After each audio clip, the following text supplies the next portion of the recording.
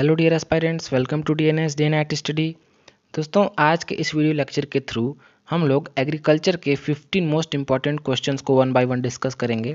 दोस्तों, आपको यह बता दें कि ये जो क्वेश्चंस हम डिस्कस करेंगे ये महात्मा गांधी काशी विद्यापीठ और यूपी कॉलेज के जो बीएससी एग्रीकल्चर के एंट्रेंस एग्जामिनेशंस होंगे उन एग्जामिनेशंस के लिए ये क्वेश्चंस जो हैं बहुत इंपॉर्टेंट हैं। दोस्तों, ये हमारा थर्ड पार्ट है। ऐसे ही हमने 2 पार्ट्स और अपलोड कर चुके हैं ऑलरेडी। तो अगर आपने उन पार्ट्स को अब तक नहीं देखा है तो आप लोग को डिस्क्रिप्शन में उन वीडियोस के लिंक मिल जाएंगे, तो आप वहां से उन वीडियोस को भी ज़रूर वॉच कर लीजिएगा इस वीडियो को वॉच करने के बाद, जिससे कि आपकी प्रिपरेशन जो है वो और अच्छे तरीके से हो पाएगी और आपको पता चल जाएगा कि कैसे कैसे जो इंपॉर्टेंट क्वेश्चंस हैं जिनकी आने की प्रोबेबिलिटी बहुत मैक्सिमम होती है। तो दोस्तों, इसी के साथ आइए हम अपने फर्स्ट क्वेश्चन की ओर चलते हैं।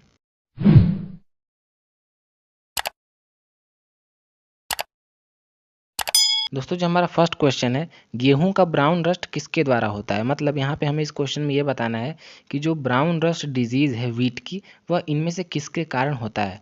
तो दोस्तों, हमारे पास जो हमारा ए ऑप्शन है पक्सिनिया ट्रिटिसिना, इसके कारण जो है वह ब्राउन रस्ट होता है वीट में। अब दोस्तों, इसे याद कैसे करेंगे, अगर ना याद हो पाए तो इसकी सिंपल सी ट्रिक है। यहाँ पे जो लास्ट में जो नेम है इसका ट्रिटिसिना, तो जैसे कि आप सभी जानते हैं जो वीट है उसका साइंटिफिक नेम होता है ट्रिटिकम एस्टिवम।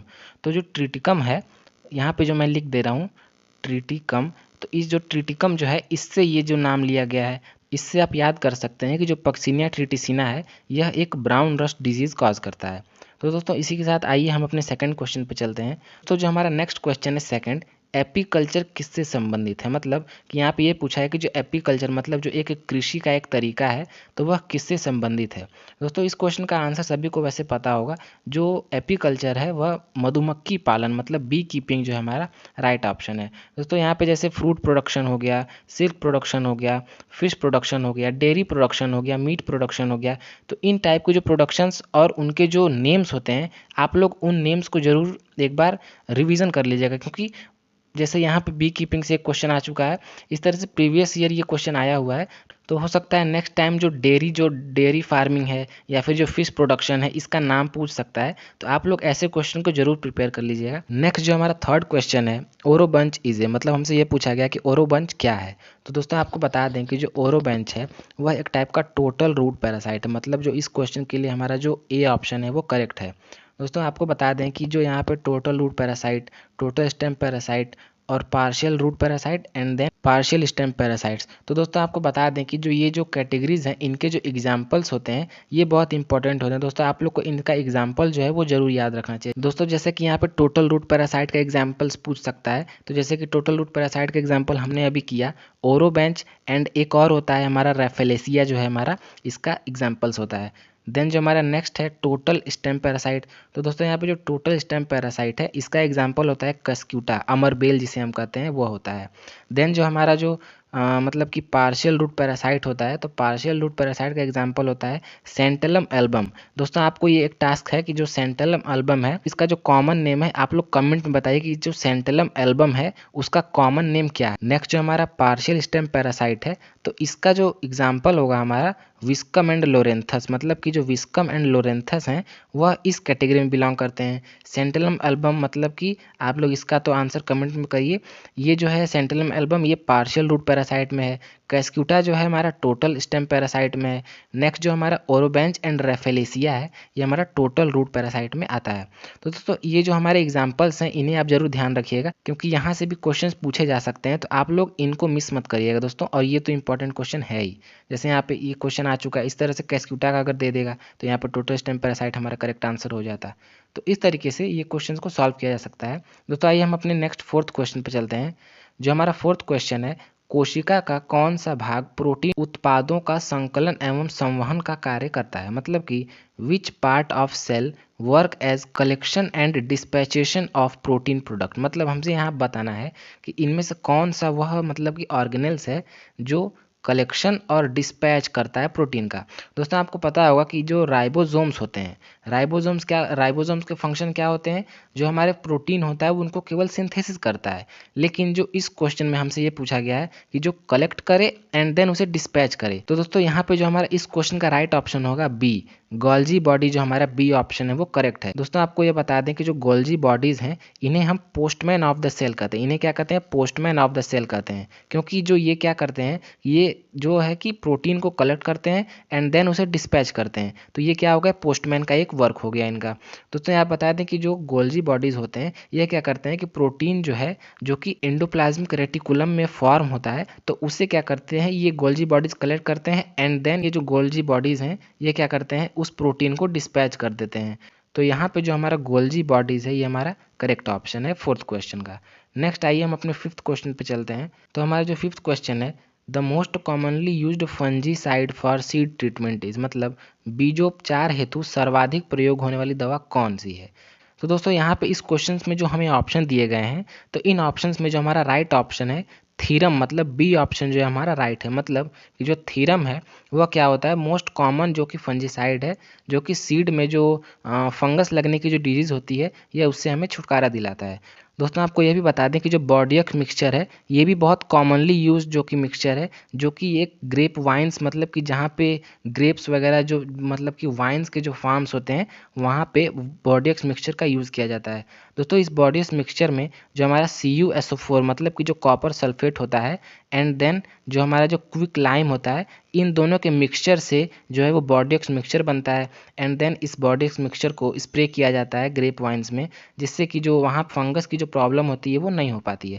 तो दोस्तों आपको यहाँ पे बता दिया गया कि जो बॉर्डियक्स मिक्सचर एंड जो थीरम है ये हमारे फंजीसाइड के रूप में यूज़ किए जाते हैं। दोस्तों अगर आपको इन क्वेश्चंस की जो PDF है अगर वो चाहिए होगी तो आप लोग डिस्क्रिप्शन में DNS ग्रुप के व्हाट्सएप नंबर पे वहाँ पे आप जुड़ सकते हैं और इन PDFs को अपने मोबाइल में ले सकते हैं। दोस्तों अगर आपको कोई क्वेरी है तो आप उन क्वेरीज को भी वहाँ सॉल्व कर सकते हैं। और दोस्तों एक बात और कि अगर आप लोग DNS ग्रुप में नए हैं तो अपना नाम, अपने कॉलेज का नाम और जो अपने कोर्स का नाम है, इन तीनों को मेंशन जरूर कर दीजिएगा। और अगर दोस्तों आपको अगर कोई भी क्वेरी है, कोई भी इन्फॉर्मेशन चाहिए तो आप लोग वहाँ पे DNS ग्रुप के व्हाट्सएप नंबर पे ही ज्वाइन हो सकते हैं और अपने क्वेरीज को सॉल्व कर सकते हैं। दोस्तों आइए इन्हीं के साथ हम अपने सिक्स्थ क्वेश्चन पे चलते हैं। SRI खेती किससे संबंधित है, मतलब कि जो SRI कल्टीवेशन है वह कंसर्न होता है किससे। तो यहाँ पे हमें ये बताना है। तो दोस्तों आपको बता दें कि जो इस क्वेश्चन का राइट ऑप्शन है डी, मतलब धान जो है हमारा राइट ऑप्शन है। दोस्तों आपको बता दें कि जो SRI है इसका फुल फॉर्म होता है सिस्टम ऑफ राइस इंटेंसिफिकेशन, मतलब कि जो यहाँ पे क्या होता है कि जो वाटर का कंजप्शन होता है ये बहुत लो होता है एंड जो सीडलिंग होती है वो सिंगल सीडलिंग होती है, मतलब कि एक सीडलिंग से एक प्लांट यहाँ पे प्लांट किया जाएगा, देन नेक्स्ट जो होता है वो सिंगल एक प्लांट ग्रो किया जाता है, मतलब यहाँ पे सिंगल सीडलिंग जो कि होती है। दोस्तों आपको एक टास्क है कि जो राइस रिसर्च इंस्टीट्यूट, मतलब कि जो इंटरनेशनल राइस रिसर्च इंस्टीट्यूट है ये कहाँ पे सिचुएटेड है, इसका आंसर आप लोग कमेंट में बताइए, क्योंकि ये जो क्वेश्चन है ये बहुत एग्जामिनेशन पॉइंट ऑफ व्यू से बहुत ही इंपॉर्टेंट क्वेश्चन है। तो आप लोग राइस रिसर्च इंस्टीट्यूट का जो हेडक्वार्टर है वो आप लोग कमेंट में बताइए कि कहाँ पे है। दोस्तों आइए इसी के साथ हम अपने 7th क्वेश्चन पर चलते हैं। नेक्स्ट जो हमारा 7th क्वेश्चन है, आम का मालफॉर्मेशन रोग किसके द्वारा होता है, मतलब mango malformation disease is caused by. हमें यहाँ पे ये बताना है कि जो इन ऑप्शंस में से कौन सा जो है कि पैथोजन है जिसके कारण मैंगो में मालफॉर्मेशन होता है, जिससे कि आम का जो शेप है, साइज है वो डिस्टर्ब हो जाता है। तो यहाँ पे हमारा जो राइट ऑप्शन है बी, फंगस जो है हमारा राइट ऑप्शन है। दोस्तों आपको बता दें कि जो मैंगो में मालफॉर्मेशन जो करता है वो जो फंगस है उसका नाम होता है फ्यूजेरियम मैंजीफेरी, मतलब कि यहाँ पे मैं स्पेलिंग लिखना चाहूँगा, जो fusarium FUSARIUM fusarium and then mangiferae MANGIFERAE, जो हमारा ये फ्यूजेरियम मैंजीफेरी ये हमारा जो है ये फंगस होता है जो कि मालफॉर्मेशन करता है मैंगो में। तो दोस्तों आपको इसका नाम याद होना चाहिए। और दोस्तों सिंस आप लोग एग्रीकल्चर का एंट्रेंस एग्जामिनेशन दे रहे हैं तो यहाँ पे जो कॉमन जो फंगस और जो बैक्टीरियल जो होते हैं उनके नाम आप लोग जरूर एक बार रिवाइज कर लीजिएगा। तो आइए दोस्तों इसी के साथ हम अपने 8th क्वेश्चन पे चलते हैं। नेक्स्ट जो हमारा 8th क्वेश्चन है, भारत की पहली सुगंधित संकर धान की किस्म है, मतलब दोस्तों यहाँ पे जो first aromatic hybrid rice variety के नाम बताना है हमें। तो दोस्तों यहाँ पे जो हमारा फर्स्ट हाइब्रिड जो था राइस वैरायटी जिसमें कि एरोमा था, तो उस वैरायटी का नाम होता है NDRH2, मतलब जो हमारे यहाँ पे डी ऑप्शन है वो हमारा करेक्ट है दोस्तों। इस राइस में क्या होता है कि एक अलग सा एरोमा होता है जो कि हाइब्रिडाइजेशन के कारण इसमें आता है। दोस्तों आपको यह बता दें कि ये हमारी थर्ड पार्ट है। ऐसे ही हमने 2 पार्ट और ऑलरेडी अपलोड कर चुका है चैनल पे। तो अगर आपने अभी तक उन वीडियोज़ को नहीं देखा है तो डिस्क्रिप्शन में आपको उन वीडियोज़ के लिंक मिल जाएंगे, तो आप लोग वहाँ से उन वीडियोज़ को ज़रूर देख लीजिएगा। क्योंकि जो उनमें जो हमने क्वेश्चंस बताए हैं 15 क्वेश्चन नियर अबाउट 1 वीडियोज़ में, मतलब कि हमारे पास 30 क्वेश्चन जो हैं वो उन दोनों वीडियोज़ में जो हैं कि बहुत इंपॉर्टेंट है। तो आप लोग उन क्वेश्चंस को ज़रूर देख लीजिएगा एंड देन आप इस वीडियोज़ को देख रहे हैं, जिससे कि आपकी जो प्रिपरेशन है और अच्छी हो पाएगी। तो दोस्तों आइए इसी के साथ हम अपने 9th क्वेश्चन पे चलते हैं। जो हमारा 9th क्वेश्चन है, समेकित कृषि पद्धति किससे संबंधित है, मतलब कि integrated farming system is concerned with. दोस्तों आपको यह बता दें कि यहाँ पे जो फार्मिंग के जो दोस्तों आपको यहाँ पे यह बता दें कि ये जो फार्मिंग के जितने भी टाइप्स होते हैं, जैसे mixed farming, intercropping, intensive cropping, primitive farming, integrated, तो ये जितने भी टाइप्स होते हैं, सिंस आप लोग एग्रीकल्चर का एंट्रेंस एग्जामिनेशन देने जा रहे हैं, तो यहाँ पे जितने भी फार्मिंग के जो टाइप्स होते हैं उनमें से एक क्वेश्चन 100% आना फिक्स होता है। इसलिए आप लोग उन क्वेश्चंस को जरूर एक बार रिवीजन कर लीजिएगा, क्योंकि यहाँ पे जो ये इंटीग्रेटेड फार्मिंग है ये प्रीवियस ईयर क्वेश्चंस में पूछे जा चुके हैं। इसलिए हमने आपसे कहा कि ये जो क्वेश्चंस हैं ये बहुत इंपॉर्टेंट है, इसलिए इनमें से एक भी क्वेश्चन से जो रिलेटेड जितने भी पॉइंट्स हैं उन पॉइंट्स को आप लोग मिस मत करिएगा। और दोस्तों यहाँ पे जो ये मैंने स्टार लगा दिया, ये क्वेश्चन बहुत इंपॉर्टेंट है। जो यहाँ पे मिक्स्ड फार्मिंग, इंटरक्रॉपिंग, ये जो जितने भी टाइप्स होते हैं इन्हें आप जरूर एक बार डिस्कस कर लीजिएगा, रिवाइज कर लीजिएगा। तो दोस्तों आइए हम अपने क्वेश्चन पे आते हैं जो हमारा इंटीग्रेटेड फार्मिंग पूछा है। तो दोस्तों यहाँ पे हम आपको बता दें कि जो इंटीग्रेटेड फार्मिंग होता है इसमें जो हमारे एनिमल हस्बेंड्री, पोल्ट्री फार्म, जो हमारा डेयरी है, मतलब जितने भी टाइप के होते हैं सारे इंटीग्रेटेड होते हैं, जिससे कि जो हमारा एक टाइप का सस्टेनेबल फार्मिंग होता है। मतलब कि यहाँ पे जितने भी बायोमास जो होते हैं वो इंटर रिलेटेड होते हैं। जैसे कि हमारा जो क्रॉप है, हम जब क्रॉप को उससे अपना ग्रेन निकाल लेंगे तो वे जो क्रॉप है वो हम अपने कैटल्स को देंगे। कैटल देन हमें जो डेयरी प्रोडक्ट दो देंगे, उन्हें हम सेल करेंगे तो मार्केट में। तो मतलब कि ये जो इंटरलिंक्ड होते हैं सभी आपस में, तो इससे क्या होता है कि जो इंटीग्रेटेड, मतलब आप समझ सकते हैं इंटीग्रेटेड मतलब कि सारी चीज़ें उसी में सम्मिलित होती हैं। तो यहाँ पे हम इस क्वेश्चन का जो हमारा राइट ऑप्शन है ऑल ऑफ दिस, मतलब कि जो पोल्ट्री फार्मिंग, हॉर्टिकल्चर और एग्रीकल्चर, ये तीनों जो है मतलब सभी एक साथ इंटरलिंक्ड होते हैं इन इंटीग्रेटेड फार्मिंग में। तो इसी कारण जो हमारा इस क्वेश्चन का राइट ऑप्शन है डी, मतलब कि एग्रीकल्चर, हॉर्टिकल्चर और पोल्ट्री फार्म, डेयरी फार्म जितने भी हैं सारे इसमें इंटीग्रेटेड फार्मिंग में आएंगे। तो दोस्तों आइए हम इसी के साथ अपने 10th क्वेश्चन पे चलते हैं। जो हमारा 10th क्वेश्चन है, संकर धान की बीज दर किलोग्राम हेक्टेयर क्या है। इसका मतलब कि what is the seed rate kilogram per hectare में बताना है ऑफ हाइब्रिड राइस। मतलब कि जो हाइब्रिड राइस है तो उसकी सीड रेट कितनी होती है, मतलब कि हमें कितने बीज दर के हिसाब से सीड जो है उसकी बुआई करनी चाहिए। तो दोस्तों यहाँ पे देखिए जो हमारा करेक्ट ऑप्शन है 10 to 15, मतलब कि किलोग्राम पर हेक्टेयर, मतलब कि जो 10 to 15 किलोग्राम पर हेक्टेयर जो है हमारा हाइब्रिड राइस का जो सीड रेट वो होता है। तो दोस्तों इसी के साथ हम अपने 11th क्वेश्चन पे चलते हैं। टमाटर की येलो लीफ कर्ल वायरस किसके द्वारा फैलाई जाती है। दोस्तों हमें यहाँ पे ये बताना है कि जो tomato yellow leaf curl virus is transmitted by, मतलब कि जो टमाटर है तो उसमें जो येलो लीफ कर्ल डिजीज़ हो जाती है तो उसका जो वायरस है तो वो किसके द्वारा ट्रांसमिट किया जाता है, मतलब इसमें जो वेक्टर है वो कौन होता है। तो दोस्तों जैसा कि आप सभी लोग जानते हैं कि जो मतलब सफ़ेद मक्खी, मतलब जो वाइट फ्लाई होती है, वो हमारा जो है कि वो येलो लीफ कर्ल के वायरस को है जो कि वो ट्रांसमिट करती है। दोस्तों ये जो है हमारी 3rd सीरीज़ है। ऐसे ही हमने 2 सीरीज़ और पहले ऑलरेडी अपलोड कर चुकी है। तो अगर आपने उन सीरीज़ को नहीं देखा है तो डिस्क्रिप्शन में आपको उन दोनों वीडियोज़ की लिंक मिल जाएगी, जहाँ से आप उन दोनों वीडियोज़ को भी वॉच कर सकते हैं, जिससे कि आपकी प्रिपरेशन और अच्छी हो जाएगी। तो आइए दोस्तों इसी के साथ हम अपने 12th क्वेश्चन की ओर चलते हैं। दोस्तों जो हमारा नेक्स्ट 12th क्वेश्चन है, नींबू की छोटी पत्ती का कारक किसकी कमी है, मतलब कि little leaf of citrus is caused by. इसका यह अर्थ हुआ कि जो नींबू का जो पौधा होता है तो उसकी जो पत्तियां होती हैं तो जो छोटी छोटी पत्तियां हो जाती हैं, तो उसका कारण यह होता है कि यहाँ पे जो जिंक की कमी हो जाती है। मतलब कि जब जिंक की कमी हो जाती है तो नींबू के पौधे में जो है उसकी पत्तियां जो है वो छोटी हो जाती हैं। दोस्तों आपको यहाँ पे बता दें कि जो माइक्रो न्यूट्रिएंट्स एंड जो मैक्रो न्यूट्रिएंट्स होते हैं तो उनकी जो डिफिशियंसी होती है, उनकी जो कमी होती है, उसके कारण जो डिजीज़ होते हैं प्लांट्स में, जो सिम्टम्स हमें दिखाई देते हैं, तो आप लोग उन डिजीज़ के बारे में ज़रूर एक बार रिवाइज़ कर लेंगे, क्योंकि यहाँ पे जो होता है कि हर साल 90% चांस होता है, सिंस आप लोग एग्रीकल्चर का एंट्रेंस एग्जामिनेशन देने वाले हैं बीएससी का, तो इसीलिए आप लोग से ये क्वेश्चन पूछा जा सकता है कि मतलब सपोज दैट यहाँ पे नाइट्रोजन की कमी से कौन सा डिजीज़ हो जाता है। तो दोस्तों आपको बता दें कि जो आयरन होता है, तो आयरन की डिजीज़ से जो है वो क्लोरोसिस हो जाता है। आपने आपने आपने नाम सुना होगा कि जो क्लोरोसिस जो डिजीज़ होती है उसमें जो लीफ होती हैं वो पीली पड़ जाती हैं। नेक्स्ट जो होता है हमारा नाइट्रोजन, तो नाइट्रोजन की जब डेफिशिएंसी हो जाती है दोस्तों, तो यहाँ पे जो होता है प्लांट जो होता है उसकी जो ग्रोथ होती है वो स्लो ग्रोथ हो जाती है। और दोस्तों अगर हम बात करें आप फॉस्फोरस की, तो फॉस्फोरस में क्या होता है, ग्रोथ स्टंट हो जाती है, मतलब रुक जाती है। यहाँ पे हम बात करें तो स्टंट हो जाती है, मतलब रुक जाती है। और यहाँ पे हम बात करें कि जो नाइट्रोजन है, तो इसकी कमी से ग्रोथ स्लो हो जाती है, क्योंकि नाइट्रोजन जो है वो एटमॉस्फेयर से भी कुछ परसेंट में मिलता है प्लांट को, सिंस फॉस्फोरस नहीं मिल पाता एटमॉस्फेयर से, इसीलिए जो फॉस्फोरस की कमी से प्लांट की जो ग्रोथ है वो स्टंटेड हो जाती है। तो दोस्तों ऐसे ही जो मतलब कि माइक्रोन्यूट्रिएंट्स एंड जो मैक्रोन्यूट्रिएंट्स हैं, तो इनकी जो कमी है, डिफिशियंसी है, आप लोग एक बार जरूर से एक बार रिवाइज कर लीजिएगा। तो दोस्तों आइए इसी के साथ हम अपने नेक्स्ट 13th क्वेश्चन पे चलते हैं। नेक्स्ट जो हमारा 13th क्वेश्चन है, ट्री बैंडिंग किस कीट के नियंत्रण हेतु उपयोगी है, मतलब the tree banding is useful for the control of which pest. दोस्तों यहाँ पे हमें ये बताना है कि जो ट्री बैंडिंग है वह जो है वो किस पेस्ट के कंट्रोल के लिए उपयोगी है।